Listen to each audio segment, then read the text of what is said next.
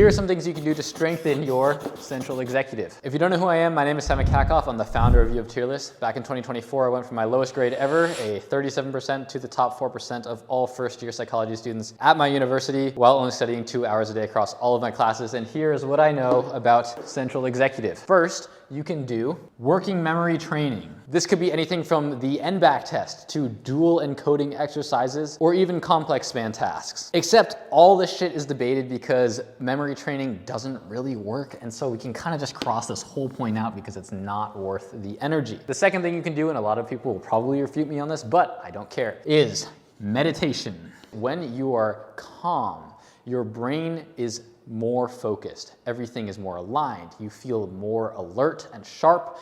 This is your central executive working at its prime. It's probably the same thing that you experience when you wake up in the morning. You're probably like, dang, I feel like kind of focused right now, if you're a morning person. Otherwise, you need caffeine first, and that's fine. But essentially, meditation trains attention regulation. And so this is the premise behind meditation and why it helps you feel more grounded. Now, it does take a while to actually have the effects, but it is worth doing. The next one is aerobic exercise. This improves blood flow to the brain and helps aid in executive functions. There is some evidence that it also helps with neurogenesis. Neurogenesis is basically the creation of more neurons, except it doesn't really happen in the adult brain, with the exceptions of in the hippocampus for learning and in the ventricles. And there's also some connection to emotional regulation. You know, as you get older, you have more control over your emotions. That's probably due to some neurogenesis, but neurogenesis does not happen a lot in adult brains. That's why if you get a concussion or anything, you're more likely to get it again because neurons do not regenerate. So we'll add that to the list, aerobic exercise.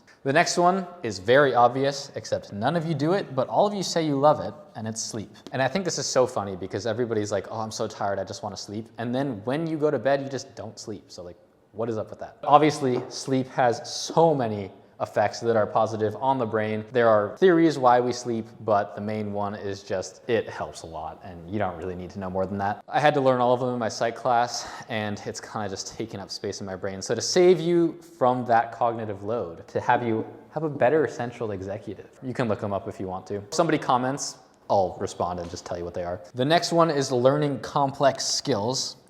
Now, this is pretty much the learn through practice kind of vibe. The more complex things your brain does, the better it gets at doing complex things. Not only will you have a better skill, not only will you be able to use it to make your life easier in other areas of your life, but you will also be training your central executive to allow you to focus better and have more memory capacity.